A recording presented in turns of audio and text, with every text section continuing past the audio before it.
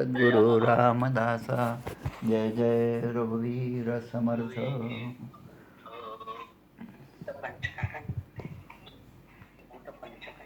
श्रीराम जय राम जय जय राम. हां, आजचं आपले आज सुरुवात करूया आपण साधना पंचकम.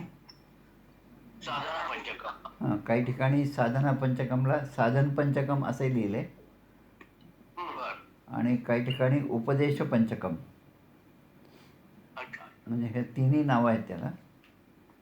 आता आपल्याकडे जे दोन माझ्याकडे पुस्तकं आहेत त्यामध्ये साधना पंचकमच लिहिलेलं आहे. तर आता हे कसं आहे, काल आपण सुरुवात केली होती थोडीशी, पण ती हां मधनं सुरुवात झाली ती. या प्रत्येक ह्याच्यामध्ये 8-8 गुण दिलेले आहेत आणि प्रत्येक श्लोकामध्ये म्हणजे 5 श्लोकामध्ये मिळून 40 गुण दिले. साधनेच्यासाठी 40 गुण जे आहेत, हे 40 जे स्वभावविशेष आहेत ते साधकाच्या ठिकाणी असावेत, म्हणजे मग त्या साधकाला परब्रह्माची प्राप्ती सहजपणे होते. त्यामुळे त्याची पूर्वतयारी म्हणून ही सगळी पथ्य सांगितलेली आहेत. आता माणसाचं काय होतं की प्रत्येकच माणसाला असं वाटतं की आपल्याला सुख मिळावं आणि दुःखापासून आपली निवृत्ती व्हावी. सुखाची इच्छा आणि दुःखापासून निवृत्ती हे प्रत्येकाचं ध्येय असतं.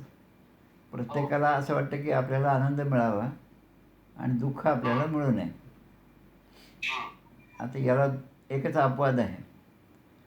एक अपवाद म्हणजे श्रीमद भागवतामध्ये कुंतीने सांगितलेलं. कुंती जे म्हणते, कुंतीने जी स्तुती केली भगवंताची, ती स्तुती फार महत्त्वाची आहे. तर कुंतीने त्यामध्ये दुःखच दुःख मागितलं भगवंताला. म्हणजे ही एकच कुंतीचं उदाहरण आहे की जी दुःखाची अपेक्षा करते, सुखाची अपेक्षा न करता. कारण दुःखामध्ये भगवंताचं साह्य आहे. दुःखामध्ये भगवंताचा विसर कधीही पडत नाही. आणि जेव्हा जेव्हा आम्हाला दुःख प्राप्त झालं तेव्हा आम्ही नुसतं स्मरण केल्याबरोबर भगवंतानी आमच्यावर कृपा केली. आता याची जोड जर आपल्याला या वाक्याला द्यायची असेल की भगवंताची कृपा आपल्यावर नेहमीच असावी, तर मॅथमॅटिक्स प्रमाणे एकच आहे की आपल्याला नेहमी दुःख मिळत राहावं. पण असं म्हणलं तर लोक आपल्याला वेड्यात काढतील. पण कुंतीने हेच मागितलं की भगवंता, असेच दुःख जर तू आम्हाला दिलेस तर तुझा सहवास जो आहे, तुझा सत्संग आहे, तो आम्हाला सतत मिळत राहील. म्हणजे आणि तसंच युधिष्ठिराने पण इच्छा केली आहे की तुला जे काय तुझं सगळं सत्कर्म आहे, पण एक पापकर्म आहे की जे तू खोटं बोलला होतास, नरोवा कुंजरोवा. हां, अश्वत्थामा मेला पण नरोवा कुंजरोवा. मग आता ह्या एका ह्याच्यामुळे तुला आधी नरकात जायचं का स्वर्गात जायचं? हां, त्यामुळे युधिष्ठिराने सांगितलं की मी तेवढ्यासाठी नरकात गेलो तरी चालेल. कारण तिथे गेल्यानंतर म्हणजे तिथे इतर जे जीव आहेत त्या ठिकाणी त्यांना म्हणजे भगवंताचं म्हणणं आहे तिथे गेल्यानंतर तिथे जे जीव आहेत त्यांना तुझ्या सत्संगाचा लाभ होईल. काही क्षण का असेना पण ते सगळे पवित्र होऊन जातील, ते सगळे मुक्त होतील तुझ्यामुळे. म्हणून युधिष्ठिराने तो चॉईस घेतला की ठीक आहे म्हणा, मला यातना नरकाच्या झाल्या तरी चालेल, पण माझ्यामुळे जर इतरांना सुख मिळत असेल तर मी ते भोगायला तयार आहे अगोदर, आणि मग नंतर स्वर्गसुख. म्हणजे माणसाच्या सुखदुःखाच्या कल्पना ज्या आहेत त्या वेगवेगळ्या असतात. एकच गोष्ट, उन्हाळ्यामध्ये पंख्यापासून आपल्याला सुख मिळतं आणि तेव्हा ते इतकं सुख मिळतं आपल्याला की पंखा अगदी 5 वर जरी केला तरी आम्ही अकोल्यामध्ये विचारतो, अरे तो अजून मोठा कर, कारण गरमी होती. अजून मोठा कर. मग दुसरा सांगतो की अरे ते 5 वरच आहे, आता काही मोठा होत नाही. असं म्हणल्यानंतर आपण गप्प बसतो. आणि म्हणजे हे सुख त्या पंख्यापासून आपल्याला मिळतं. आणि तोच हिवाळ्यामध्ये जर कोणी पंखा लावला तर आपण म्हणतो, अरे काय वेडा आहे का, पंखा कशाला लावला, पंखा बंद कर. म्हणजे सुख जे आहे, हां, म्हणजे सुख जे आहे ते बाह्य वस्तूंपासून मिळत नाही. सुख वस्तूपासून मिळत नाही. सुख हे जे आपली आत्मिक स्थिती जी आहे त्यातच खरं सुख आहे, बाह्य वस्तूंमध्ये नाही. विषयांमध्ये सुख नाही. विषयजनित सुखे सौख्य होणार नाही, तुझं विण रघुनाथा बोखटे काही सर्व काही. म्हणून भगवंताचा विसर म्हणजे दुःख आणि भगवंताचा आठव म्हणजे सुख. बस या दोन गोष्टी साध्या लक्षात राहिल्या तर जीवनामध्ये सगळं सुखच आहे. म्हणजे मी असल्यामुळे काम चांगलं झालं आणि तुम्ही नव्हते म्हणून काम बिघडलं, असं आपण जे म्हणतो ना, तर तसं नाही. ते आपल्या पूर्वकर्मानुसार ते काम बिघडतं किंवा चांगलं होतं. कारण त्यामध्ये कर्म करत राहणं ह्याच आपल्या हातामध्ये आहे. त्या कर्माचा परिणाम काय मिळतो हे आपल्या हातात नाही. तो कर्माचं फळ जे आहे ते फळ देणं भगवंताकडे आहे. त्यामुळे तुमच्या पूर्वकर्मानुसार तुम्हाला त्याचं फळ चांगलं मिळेल किंवा वाईट मिळेल. पण माझ्या मनाप्रमाणे जर मी विचार केला तर चांगलं फळ मिळालं तर मला सुख होतं आणि ते फळ माझ्या अपेक्षेच्या विरुद्ध असेल तर मला दुःख होतं. आता हे जर क्लिअर असेल तर मग मी अपेक्षाच नाही ठेवली तर किती चांगली गोष्ट आहे. मागे एकदा मी प्रवचनामध्ये म्हटलं होतं, पुण्याला आमच्या 2 सुना राहतात आणि 3-4 घरं आहेत, भाऊ आहेत, बाकीचे आहेत मंडळी. तर आमच्या सुना जर रस्त्यावर लक्ष्मी रोडवर मी एका बाजूला असेल आणि सून जर दुसऱ्या बाजूला असेल तर तिने मला नुसता टाटा केला तरी मला आनंद होईल. अरे वा, आमची सून भेटली आम्हाला रस्त्यात, तिने मला टाटा केला, याच्यातच मला सुख वाटेल. म्हणजे कमीत कमी अपेक्षा केली तर त्याच्यामध्ये सुख आहे आणि जास्त अपेक्षा केली तर त्यामध्ये दुःख आहे. पण आणि कमीत कमी म्हणजे अपेक्षाच केली नाही तर मग काय, मग तर आनंदच आहे ना. उपेक्षा कदा रामरूपी असेना, आहे ना. जीवा मानवा निश्चय येतो वसेना. हां, तसं की आपण काही अपेक्षाच नाही ठेवली. म्हणजे भगवंता तुझ्या दारी आम्ही आलो पण आम्हाला काही देऊ नको. म्हणजे आम्हाला तुझं दर्शन झालं हे तर आहेच आहे, पण तुझंसुद्धा म्हणजे जे काय कृपा आहे, कृपादृष्टी आहे ती आमच्यावर पडली याचाच आम्हाला आनंद आहे. मागं नेणं काही आम्ही सांगण्यास आलो, आम्ही विठ्ठलाच्या भजनात नालो. म्हणजे इतकं निरपेक्षपणे जर भगवंतावर प्रेम केलं तर आपण त्या पायरीपर्यंत जाऊन पोचू शकतो. आणि ते करण्याची पूर्वतयारी कोणत्या कोणत्या पायऱ्या आहेत ते सांगण्यासाठी हे साधना पंचकम आहे. की आनंद जे आहे त्या आनंदाची प्राप्ती. मग सर्वस्व चाहम हृदय सन्निविष्ट, पर्वत आपलं झाला आहे 15व्या अध्यायानं, आहे की नाही. तर सर्वांच्या ठिकाणीच मी आहे. मग सर्वांच्या ठिकाणी जर मी आहे, सन्निविष्ट आहे म्हणजे हृदयामध्ये आहे, तर मग सगळ्यांनाच आनंदाचा अनुभव काय येत नाही, याचं कारण काय. मग असा विचार केला तर आपल्या लक्षात येतं की प्रत्येकाच्या ठिकाणी भगवंत हे बरोबर आहे. जसा सूर्य आहे, सूर्य तळपत आहे आणि सूर्याच्या पुढे एखादा ढग आला तर ढग आला की ते सूर्याचं तळपणं आपल्याला दिसत नाही आणि मग थोडीशी सावली मिळते, शांतता मिळते. तर त्यावेळेस आपण सूर्य पुन्हा शोधायला जात नाही. सूर्याचा शोध माणूस घेत नाही. मग माणूस कशाची वाट पाहतो, तो मधला जो ढग आहे तो बाजूला झाला पाहिजे. तो ढग बाजूला झाला की लगेच आपण सूर्याचं दर्शन आपल्याला होतं. आता हे जितकं स्पष्ट आहे तसंच आपल्यामधले जे दोष आहेत ते दोष दूर झाले की भगवंताची प्राप्ती सहज शक्य आहे. दगडामधल्या म्हणजे मूर्ती ही दगडामध्येच असते. फक्त तो शिल्पकार जो असतो तो अनावश्यक भाग त्याच्यातला काढत जातो आणि जसजसा अनावश्यक भाग काढत जातो तशी आतली मूर्ती ती जे प्रगट होते. आस्था हृदयामध्ये रामू, ज्ञानेश्वरीत उभी आहे. आस्था हृदयामध्ये रामू की सर्व सुखाचे आरामू आणि की भ्रांताचे पडे कामो विषयावरी. म्हणजे सगळ्यांच्या अंतरंगामध्ये राम आहे, पण भ्रांतीमुळे आपल्याला जर लक्ष विषयाकडे दिलं तर त्या रामाचं असणं आणि नसणं याच्यात काहीच फरक नाही.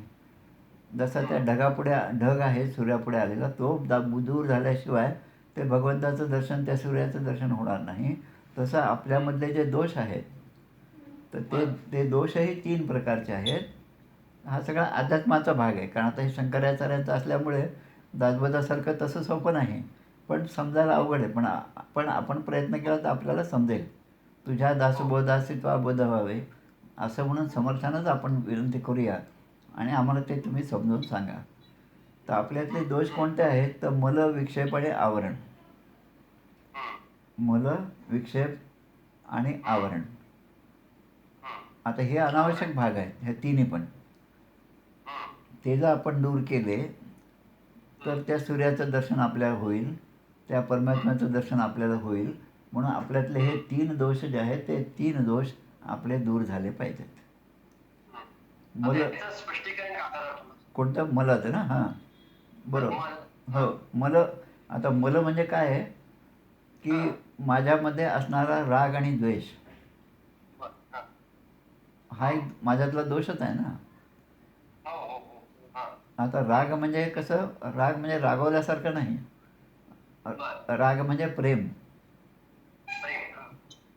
आणि द्वेष म्हणजे दुसऱ्याच्याबद्दलचा मनामध्ये असलेला द्वेष, मत्सर. म्हणजे ह्या दोन्ही गोष्टी आपल्या प्रगतीला बाधा आहेत. बरोबर आहे. आता राग राग कसा बाधा असू शकतो? याचं उदाहरण आपल्याला आपल्या साधनेतून, आपल्या वाचनातून आपल्याला शोधायचं आहे. बरोबर आहे. आता तो राग म्हणजे ते प्रेम जे आहे ते प्रेमसुद्धा बाधक आहे. आता मी भागवतातल्या ऑडिओ तुम्हाला पाठवल्या होत्या.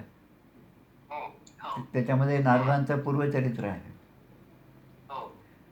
नारद असं म्हणतात, मी लहान होतो 5 वर्षाचा. ते साधूंचा सत्संग आमच्या घरी घडला चातुर्मासाच्या निमित्ताने आणि मी सगळी सेवा करत होतो. त्यांचं सगळं उष्ट जे असेल ते फक्त मला खायला मिळायचं. पण त्यांचा सत्संग जो आहे तो मी श्रवण करत होतो आणि त्या आनंदात मी होतो. आमची आई सकाळच्या वेळेस दुधाची धार काढण्यासाठी गाईजवळ गेली. तेव्हा अंधारामध्ये तिचा पाय सापावर पडला आणि साप चावल्यामुळे आईचा मृत्यू झाला. झाला. आता आपण असतो तर आपण त्याच्यामध्ये उलटा अर्थ घेतला असता. मी एवढ्या सत्संगामध्ये होतो, साधू पुरुषांची सेवा केली आणि तरी मला हे असं मिळालं, मग काही या सेवा करण्यात काही अर्थ नाही असं आपल्या. हां. पण तेच नारद असं म्हणतात की भगवंतानी मला या प्रपंचामध्ये अडकवण्यापासून मला दूर केलं. माझी आई गेली ही माझ्यावर कृपाच झाली. त्यामुळे आता मला कुठे बंधन नाही. आता हे बंधन कशाचं आहे? हे प्रेमाचं आहे. राग. राग. आता द्वेष जो आहे तो द्वेष तर आहेच. आपण पाहतो द्वेषामुळे काय काय होतं ते. त्यामुळे आपल्याकडे जे जास्त आहे त्याच्याबद्दल आपल्याला काही जास्त शंका नसते. पण प्रेमात माणूस अडकला की मग त्याच्यामध्ये माणूस मग तो आसक्ती येते प्रेमामध्ये. म्हणून आसक्ती एखाद्या माणसाबद्दल ठेवायची, एखाद्या वस्तूबद्दल ठेवायची, ती आसक्ती पुन्हा दुःखाचंच कारण होते. पण आसक्ती भगवंतामध्ये असेल तर भगवंत आपल्याला निरासक्त होण्यासाठी मदत करेल. म्हणून हे मल जो आहे तो अशुद्धता आहे. ही रागद्वेषात्मक जी अशुद्धता आहे आपल्यामध्ये ती आहे. आता मनामध्ये काय असतं? सारखं एक द्वंद्व चालू असतं मनामध्ये. हे करू का ते करू, असं द्वंद्व मनामध्ये निर्माण होतं. आणि हे रागद्वेष ते सुप्त असे आपल्या अंतःकरणामध्ये असतात, सूक्ष्म अवस्थेत असतात. त्यामुळे कुठलाही प्रसंग असेल तर मनामध्ये त्याबद्दलचा राग उत्पन्न झाणं किंवा द्वेष उत्पन्न होणं, हे दोन्ही जे आहेत ते पुन्हा माणसाच्या पतनाला कारण आहेत. म्हणून आपल्या ठिकाणी अस्वस्थता निर्माण होते. त्यामुळे दोन्ही गोष्टींनी, प्रेमाने सुद्धा आहे आणि द्वेषाने सुद्धा आहे. आणि म्हणून हे आपल्याला बाधक आहे मल. आता विक्षेप जे आहे, विक्षेप. आता विक्षेप कशा अर्थाने आहे की मन हे चंचल. चंचल मी मन कृष्णा प्रमादी बलवत दृढा. म्हणजे मन हे खूप चंचल आहे. ते सारखं एका ठिकाणी स्थिर कधीच राहत नाही. ते माकडासारखं आहे. या फांदीवर बसेल त्या फांदीवर बसेल. तसं माझं मन जे आहे सुखाच्या शोधासाठी आज या ठिकाणी असेल, उद्या दुसऱ्या ठिकाणी असेल, पण मी ज्या ठिकाणी असेल तिथे मन नसेल. आणि जिथे माझं मन जायला पाहिजे तिथे मी जर त्याला शोधलं नाही सुखाला, तर ते सगळ्या ठिकाणी जिथे इथे माझं मन जाईल तिथे तिथे माझ्यासाठी सगळं परमेश्वराची प्राप्ती नाहीच आहे. म्हणून मन करारे प्रसन्न सर्व सिद्धीचे कारण. मन प्रसन्न करणं काय, कशासाठी मन प्रसन्न करायचं, की एकदा आपलं मन प्रसन्न झालं तर भगवंताच्या चरणी ते स्थिर होण्यासाठी मदत होईल. आणि ते आपलं मन प्रसन्न होत नाही, त्यामध्ये अस्थिरता येते, चंचलता येते, आणि म्हणून ती जावी म्हणून नामस्मरण आहे, ती जावी म्हणून विहित कर्म आहे, ती जावी म्हणून ईश्वरार्पण बुद्धी आहे, ती जावी म्हणून योग साधना आहेत, ती जावी म्हणून अनेक ग्रंथाचं वाचन जे आहे, आणि ग्रंथाचं नुसतं वाचन नाही पण तो विचार आत्मसात करणं हे सुद्धा त्याच्याबरोबर पाहिजे. म्हणून आता चंचलत्व अस्थिरता जी मनाची आहे, साधं wavering mind, wandering mind, unsteady mind असतं ना, की आपण म्हणतो, बरेच जण विचारतात प्रश्न, अनेक चरित्रामध्ये येतं की आम्ही जेव्हा जपाला बसतो तेव्हा आमच्या मनामध्ये अनेक विचार येतात, म्हणजे आमचं मन त्या जपामध्ये स्थिर राहत नाही. त्रिवेणी संगमी नाना तीर्थे भ्रमी, चित्त नाही नामी तरी ते व्यर्थ. म्हणजे एकीकडे नाम चालू असतं पण आपलं चित्त त्या ठिकाणी नाही. कानावर शब्द पडतात पण मन त्याच्याशी एकाग्र झाल्यावर त्या शब्दाचा अर्थ आपल्याला समजतो की आपल्याला काय करायचं. नाही तर कानावर शब्द तर कानाने तर सगळं ऐकू येतं आपल्याला, पण जो बोध चित्ताला घ्यायला पाहिजे तो बोध काही आपल्याला त्या ठिकाणी होत नाही. मग तो बोध व्हावा म्हणून हे जे विक्षेप आहे, विक्षेप म्हणजे मनाची चंचलता, अस्थिरता, ही आपली ही थांबली पाहिजे. म्हणून मनाची एकाग्रता माणसाला तशी प्राप्त होत नाही, आपली वृत्ती स्थिर राहत नाही. आणि म्हणून समर्थ म्हणतात, उदासीन हे वृत्ती जीवी धरावी, अति आदरे सर्व सेवा करावी. तर उदासीन वृत्ती म्हणजे प्रत्येक गोष्टीमध्ये उदासीन म्हणजे कुठेही आसक्त न होता. पद्मपत्र इवांबसा, ते पाण्यामध्ये पान असो कमळाचं किंवा पाण्याच्या बाहेर असो, पाण्याच्या बाहेर काढल्यावर त्याच्यावर एकही थेंब राहत नाही, जेव्हा ते पाण्यात असतं तेव्हासुद्धा एकही थेंब त्याच्यावर नसतो. म्हणून रामकृष्ण परमहंस म्हणतात की साधी बोट जी आहे, होडी जी आहे, ती समुद्रामध्ये असते. समुद्राचं पाणी त्या बोटीमध्ये नसतं, ते त्याच्या बाहेर असतं, पण तेच पाणी त्या बोटीमध्ये शिरलं की धोका आहे. तसं मी साध्या आपल्यासाठी, आता हे सगळं वेदांत कसं आहे की आपल्याला लागू पडतं की नाही पाहायचं आपल्याला. म्हणजे मी नोकरीमध्ये आहे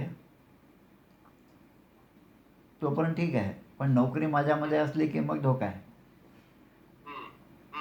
म्हणजे मी नोकरीमध्ये आहे किंवा मी प्राध्यापक होतो. आता हे काही 24 तास मिरवायची गोष्ट नाही. होतो म्हणजे आता ते भूतकाळात गेलं, आणि खरं म्हणजे ब्रॅकेटमध्ये असं आहे की आता मला कोणी विचारत नाही. आणि तरी आपल्याला तो आनंद असतो की मी प्राध्यापक होतो, मी रिटायर्ड डेप्युटी कलेक्टर आहे. म्हणजे मी जिल्हा परिषदेमध्ये रिटायर्ड चपराशी होतो. म्हणजे चपराशी का असे ना, पण त्यासुद्धा माझ्यामध्ये खूप अधिकार होते. म्हणजे याचा आनंद निवृत्तीनंतर सुद्धा माणसाच्या मागे असतो. आता ह्याला काय म्हणायचं की त्या बोटीमध्ये पाणी शिरलं, बोटीमध्ये पाणी शिरलं. त्यामुळे आपण कोण होतो त्याच्यापेक्षा आपण काय आहोत अंतरंगामधून ते महत्त्वाचं आहे. हे बाकीचं वरवरचं जे आहे ते सगळ्या उपाधी आहेत, पण त्या उपाधी सोडल्या तर मुळामध्ये मी कोण आहे, अहम ब्रह्मास्मी. मग हे अहम ब्रह्मास्मी हा जो भाग आहे, ही जी महावाक्य आहेत, त्या स्थितीपर्यंत माझं मन जाण्यासाठी माझ्या ठिकाणचे हे मुळातले 3 दोष आधी गेले पाहिजेत, मल, विक्षेप आणि आवरण.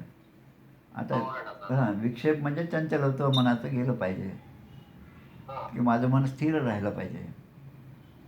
आता हे स्थिर मन कसं राहतं, मागे प्रल्हाद महाराजांचं मी उदाहरण सांगितलं. रेल्वेमध्ये प्रवास सुरू होता, खूप गर्दी होती, महाराज होते, काही भक्त मंडळी, तर कोणीतरी चहा घेतला, तो चहा सांडला. आता एवढ्या गर्दीमध्ये सुद्धा महाराजांचं मन स्थिर होतं. कुठल्याही तऱ्हेचा विक्षेप नव्हता. त्यांचे शिष्यमंडळी ओरडू लागले त्या माणसावर, काय तुला समजत नाही, आमचे महाराज आहेत, त्यांच्या अंगावर तू चहा सांडला. आता हाच प्रसंग म्हणजे शिष्याने कोणत्या प्रकारे घेतला आणि आपण कोणत्या प्रकारे घेतो आणि महाराजांनी कसा घेतला. महाराज म्हणतात, अरे त्याला रागवू नका, त्याच्यामुळे मला चहाची चव समजली. म्हणजे ही भगवंताच्या कृपेने तो चहा सांडला, एक थेंब माझ्या तोंडात गेला, म्हणून चहा कसा असतो हे मला भगवंताने दाखवून दिलं. आता ही भगवंताची कृपाच आहे. म्हणून प्रसंग असो बरं तैसा, परंतु नाम सोडू नये, आहे ना.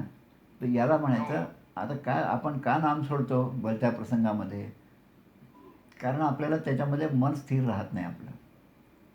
पण तेच महाराजांचं मन तिथे पण स्थिर होतं तेवढ्या गर्दीमध्ये. म्हणून स्वामी विवेकानंदाचं एक वाक्य आहे की पॅरिसमधल्या, पॅरिस शब्द आहे त्यांच्या वाक्यात, की पॅरिसमधल्या गजबजलेल्या चौकामध्ये माझं मन जेवढं स्थिर राहतं तेवढंच माझं मन हिमालयातल्या एखाद्या डोंगरामध्ये गुहेमध्ये राहतं. म्हणजे मी डोंगरातल्या गुहेमध्ये असो का पॅरिसमधल्या त्या गजबजलेल्या चौकात असो, माझं मन मात्र स्थिर राहतं. याचा अर्थ काय, विक्षेप नाही. म्हणजे मन जे आहे कुठल्याही तऱ्हेने, कुठल्याही आघाताने कधीही त्यामध्ये तरंग उमटत नाहीत. म्हणून मन चित्त जे आहे ते स्थिर राहायला पाहिजे. म्हणून तो विक्षेप झाला. झाला ना. पहा आता माझ्या पद्धतीने मी सांगतो, आता तुम्हाला किती क्लिअर होत आहे माहीत नाही. हां, आता नंतर आहे आवरण. आवरण, मल विक्षेप आणि आवरण. आता आपण घरामध्ये एखादी चांगला गोड पदार्थ केला, त्याच्यावर झाकण ठेवलं, पण तो पदार्थ शिजत असताना, झाकण नसताना आणि झाकण ठेवल्यानंतर मुलांच्या लगेच लक्षात येतं, अरे आज काहीतरी शिरा केला वाटतं आईने. कारण काय, ते वातावरणामध्ये जे त्याचं सुगंध आहे, गंध आहे, तो लगेच त्यांच्या चित्ताने घेतला आणि त्यांच्या लक्षात आलं की हे आहे तिथे. म्हणजे आपलं मन लगेच त्या ह्याच्याकडे, गंधाकडे आकर्षित होतं. म्हणून आपल्या इंद्रियाने तो गंध जो आहे तो लक्षात घेतला आणि त्याचा आनंद आपल्याला झाला. आता आनंद झाला याचा अर्थ दुःख पण आहे. सुख आहे म्हणजे दुःख पण आहे. खूप कष्ट करून रेल्वेचं रिझर्वेशन मिळालं याच्यामध्ये आनंद आहे, बरोबर. आणि मोठ्या कष्टाने गर्दीमध्ये जाऊन मी माझी जागा पकडली, मी जागेवर शांत बसलो, याच्यात आनंद आहे, आनंद आहे. तेवढाच दुसरा प्रवासी येतो आणि तो म्हणतो की माझा पण हाच नंबर आहे. आता त्याने असं म्हणल्याबरोबर दुःखाची सुरुवात होते, आहे ना. म्हणजे सुख आणि दुःख याच्यावर सुद्धा भरोसा ठेवू नये. म्हणजे रागद्वेष हे जे मल आहे ना, हेच या ठिकाणी आहे मल, विक्षेप. आणि अशा घटनेमुळे चित्त स्थिर राहत नाही आपलं, म्हणजे तो विक्षेप झाला. आता आवरण असं आहे की त्याच्यावर झाकण ठेवल्यामुळे आतमधली वस्तू काय आहे ते आपल्याला दिसत नाही, दिसत नाही आतमध्ये काय आहे ते. त्यामुळे ती वस्तू दिसण्यासाठी वरचं जे आवरण आहे ते आवरण दूर झालं पाहिजे.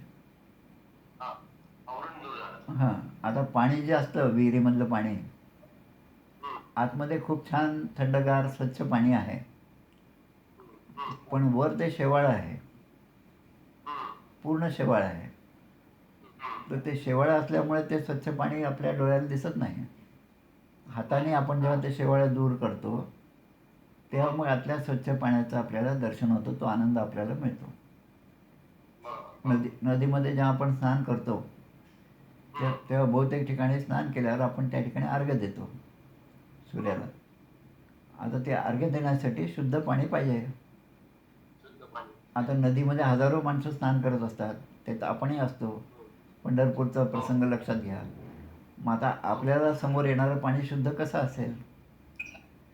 म्हणून पद्धत अशी आहे की ते जे काय पाणी समोर आपल्या येतं ना ते थोडंसं ढकलायचं आणि लगेच ते खालून ओंजळीमध्ये पाणी घ्यायचं. आता आपण हे जे ढकलतो ना त्याला म्हणायचं आहे ते आवरण दूर करणे. आवरण दूर करणे. आता म्हणजे आवरण हे जे आहे अध्यात्माच्या दृष्टीने आवरण म्हणजे अज्ञान. अज्ञान. अज्ञान. आवरण म्हणजे अविद्या. अविद्या. स्फुरे ब्रह्म ते जाण माया सुविद्या आहे ना. स्फुरे ब्रह्म.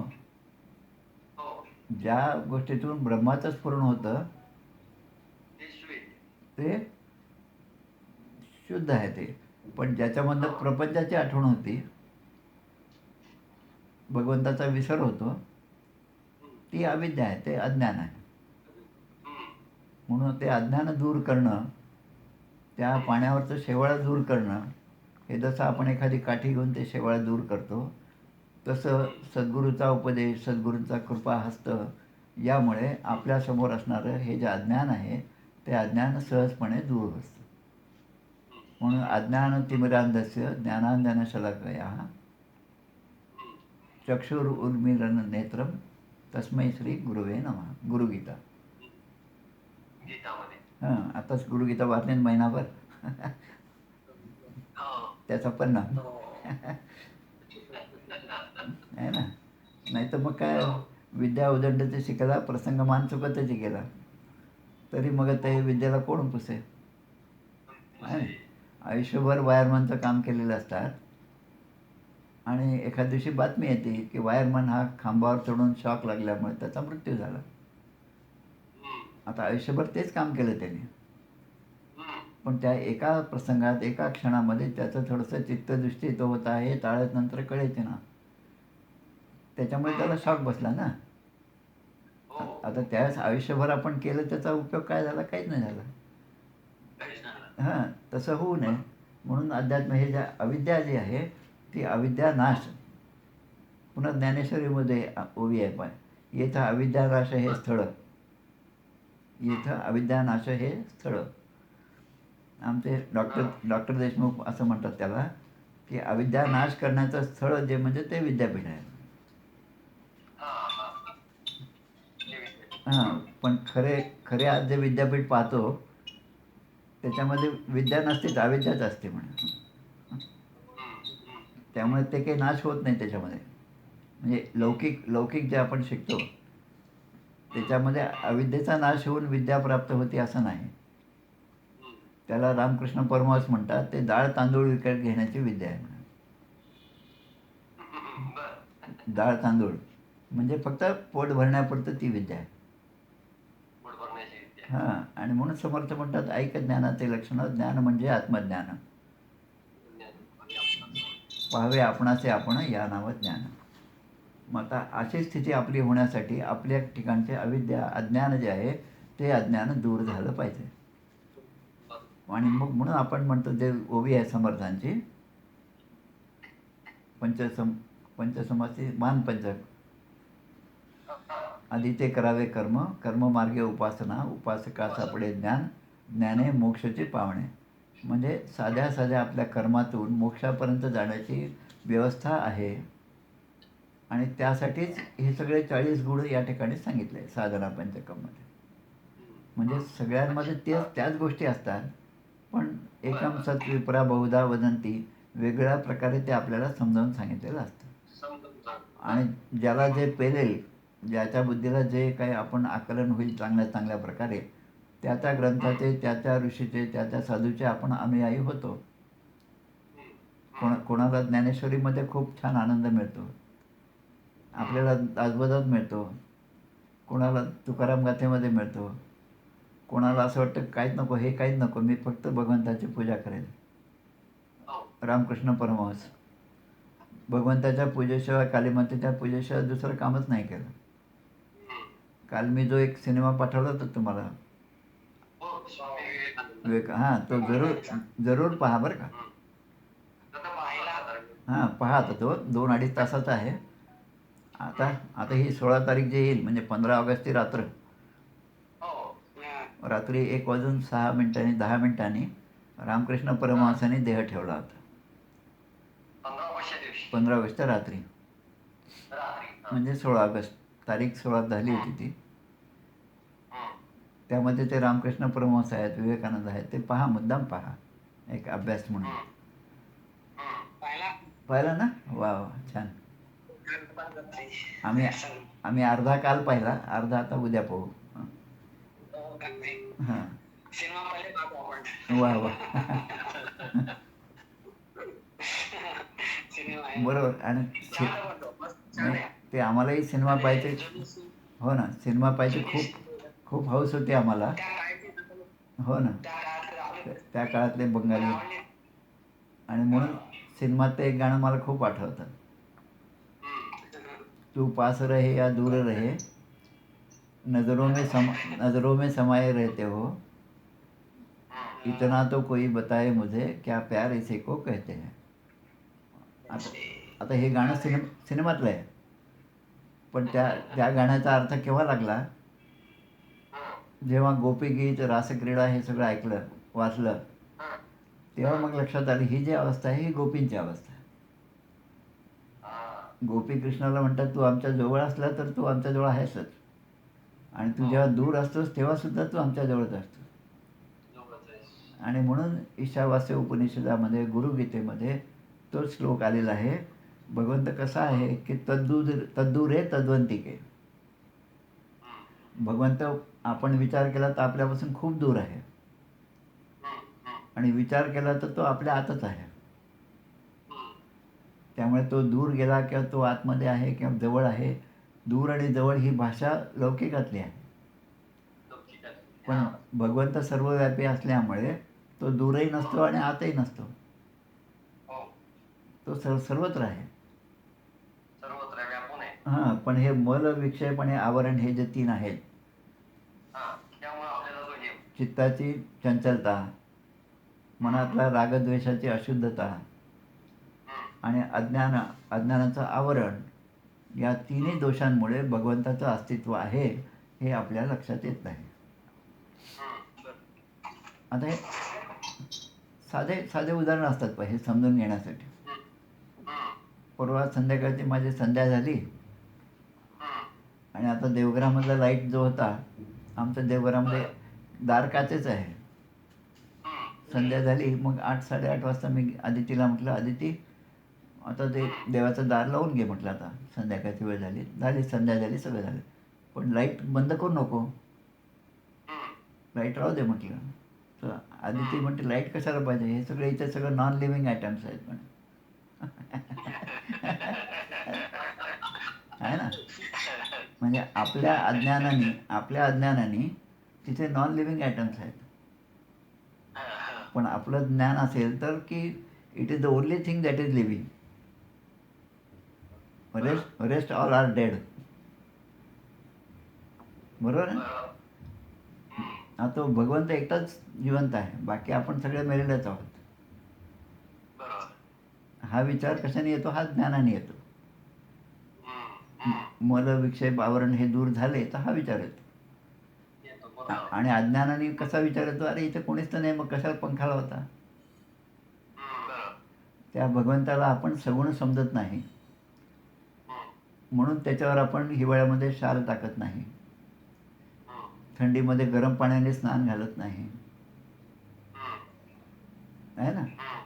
कारण तो जर आपल्यासारखाच आहे आपण समजलं, तर मग मी जर थंड पाण्याने स्नान करत नसेल तर भगवंताच्या अभिषेकासाठी सुद्धा मी गरम पाणी केलं पाहिजे. आता इतका सगळा विचार करत गेला तर ब्रह्मदर्शन खूप सोपं आहे. परी सुगम, परी जनासी झाला दुर्गम, का चुकले जयाचे वर्म सत्समागमाकडे. समर्थ परोपरी आपल्याला सांगतात, आणि मग शेवटी तेच म्हणतात, अपराधी हे जण चुकतच गेले. आता असं म्हणतात म्हणून आपण अपराधीच राहायचं का. अपराधी आहेत हे सगळे, तर त्यांना तू सुधार, सावर, म्हणून आपण अपराधाकडे जायचं का. हे आपण समजून घ्यायचं त्याच्यामध्ये.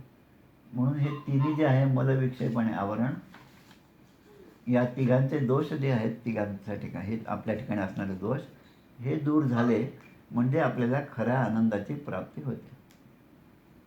म्हणून भगवंत कसा आहे, अस्ति किंतु न भाती. वेद श्रुतीमध्ये आहे, अस्ति किंतु न भाती. हां, वेदातलं सूक्त आहे. अस्ति म्हणजे आहे तो, किंतु न भाती, पण आपल्याला त्याचा अनुभव येत नाही. त्याचा हे कशामुळे? या तिन्ही दोषांमुळे. वास्तविक आहेच,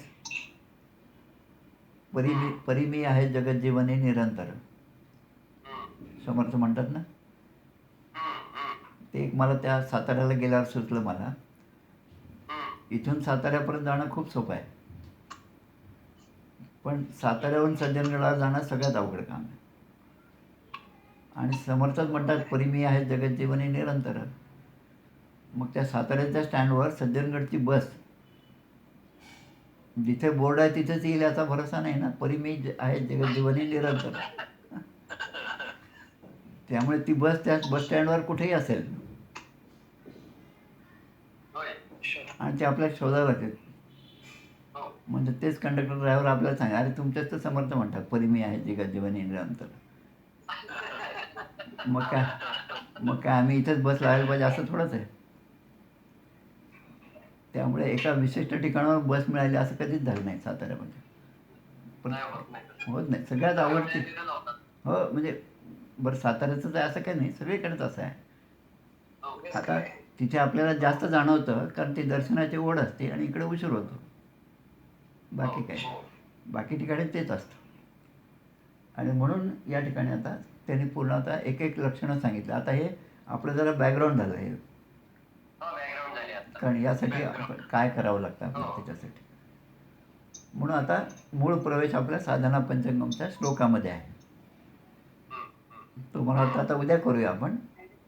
पहिला श्लोक वाचूया. मी मला वाटतं ऑडिओ पण पाठवली याची आहे ना. हां, ती पण चांगली आहे. याच्यामध्ये थोडंसं पाठभेद पण आहेत. हां, तर पाठभेद आपण काही त्याकडे लक्ष देऊ नये. कारण म्हणजे माझं काय म्हणणं, शंकराचार्य कोणत्या 600च्या काळामधले, आता आपण 2000च्या वर आहोत. आता 1400 वर्षानंतर त्यांचे शब्द आजपर्यंत आपल्याकडे आहेत. हे काय आपलं कमी नशीब आहे का? आता श्रीमद भागवत कुठे व्यासाने सांगितलं, व्यासाने लिहिलं, शुकदेवाने सांगितलं, परीक्षितीने ऐकलं. आता कोण हे कधी पाहिलं आपण, पण तरी त्यांचं भागवत आज आपल्याकडे पुस्तकाच्या रूपाने आपल्यासमोर आहे ना. त्यामुळे आपण आपल्याला भाग्यवान याच्यासाठी म्हणायचं की या गोष्टी आपल्यासमोर आहेत, आपल्यापर्यंत आलेल्या आहेत. आता त्याचा आनंद घ्यायचा की नाही हे आपण ठरवायचं. जीव अत्यंत आजाण त्याचे झाले सुजाण, क्वचित घेता आढळान मार्गी लावतो त्वरे. म्हणून समर्थांची कृपा होईल आणि आपल्याला हे ग्रंथ समजतील. आणि दुसरीकडे समर्थ म्हणतात, एके संगतीने तरती एके संगतीने बुडती, या कारणे सत्संगती बरी पाहावी. म्हणजे हा विवेक जो आहे सत्संगतीचा तो तुमच्याजवळ ठेवा आणि मग मी तुम्हाला सगळीकडे आहे हे तुमच्या लक्षात येईल. यो माम पश्यति सर्वत्र सर्वंच मयी पश्यति, तसे अहम न प्रणश्यामी सच मे न प्रणश्यति. म्हणजे मी त्याला सोडत नाही, तोही मला सोडत नाही, कारण मी त्याच्यामध्ये आहे आणि सगळीकडेच मी आहे. हा अनुभव तुम्हाला आला पाहिजे. म्हणून ही साधना पंचकमची पार्श्वभूमीसारखी आपण केली आज. आता उद्या आपण पहिल्या श्लोकापर्यंत येऊ. वेदो नित्यमधीयतां तदुदिदं कर्मस्वनुष्ठीयतां तेनेशस्य विधीयतां अपिचिति काम्ये मतिस्त्यज्यतां पापौघ परिधूयतां भवसुखे दोषोनुसंधीयतां आत्मेच्छा व्यवसीयतां निजग्रहात तूर्णं विनिर्गम्यतां. असे 8 या ठिकाणी पायऱ्या दिलेल्या आहेत. त्याचा विचार आता उद्या करू. उद्या म्हणजे आता सोमवार 4:30 वाजता. चला. हो, उद्या रविवार. बरं, हां, आता स्वामींना विचारायचं ते सज्जनगडची जी माती तिकडे नेली गडावरची, हां, मग ते ते कालच नेली का? काल नेली का? का काल नेली का ती? नाही, 4-5 दिवस झाले. हो का? बरं बरं. 4-5 दिवस झाले. आणि त्यांनी मागवली होती का? त्यांनी मागवली होती का? 26-27 तारखेला नेली. 26-27. बरं बरं. आणि त्यांनी मागवली होती का आपल्याला? नाही, आपल्याला आपले हे आले, ते विश्व हिंदू परिषदेचे लोक होते. अच्छा अच्छा. बरं बरं बरं. ते घेऊन गेले. अच्छा. बरं बरं. आपला नारायण महाराज मठ आहे ना हैदराबादचा, हो जिथे मोठी गोशाळा आहे, हो प्रभुदत्त महाराज, तर हो तर हो. त्यांच्याकडनं सुद्धा गेलेलं आहे असंच. बरं बरं त्या ह्याच्यातनं एक गाय त्यांनी पाठवली बरं. आणि आपला माणूस पाठवून प्रसाद पाठवला तिकडे. हो का? बरं बरं. चला ठीक आहे, मग उद्या पाहू सोमवारी. हो हो. सोमवारी. चला, जय जय रघुवीर समर्थ. जय जय जय जय. नमस्कार. चांगलं आहे. हां, तुमच्यामुळे मला आनंद मिळतो. नाही हो, आम्हाला किती ज्ञान मिळते ना त्याच्यातनं, कारण हे आम्हाला शब्दनुसार माहिती होते. कारण काल मी जेव्हा वाचत बसलो खोल अर्थ कळत नव्हता. काल मी जेव्हा वाचत बसलो तेव्हा माझ्या लक्षात आलं. माहिती आपल्याला पुष्कळ माहिती मिळते. हो ना. आणि शब्द नुसते माहिती होते आपल्याला. हां हां. जुने शब्द नवीन खोल अर्थ माहित नव्हता. बरोबर आहे. हां. त्या सुधारण्याच्या माध्यमातून कळालं आपल्याला. हो. मल विक्षेप आवरण मुख्यतः. छान झाले. तर हा म्हणजे आवरण आहे हेच आम्हाला माहिती. मला विक्षेप आवरण. बरोबर आहे. आवरण म्हणजे पांघरून. आवरण आता कळलं आम्हाला. हो, पांघरून. आवरण निघाला. आपण म्हणजे आपण पांघरून घेऊन झोपलोय, पण जागेच आहोत. हो. आता झोपेचा सोंग घेणाऱ्याला कोण जागा करणार? नाही, अवघड. नाही का? आपलं घर आता उघडलं काकांनी. हां. आता उघडलं काकांनी. हां. आवरण काढलं आता. समर्थांचे समर्थच आहे, तेच बुद्धी देतात. समर्थ. काल मला काल जो लेख लिहिला त्याच्यामध्ये एक ओवी होती, म्हणजे मी ती वापरली. ती करुणाष्टकातली आपण नेहमी म्हणतो की नेटके लिहिता येईना, वाचिता चुकतो सदा, अर्थ तो सांगता येईना, बुद्धी दे रघुनायका.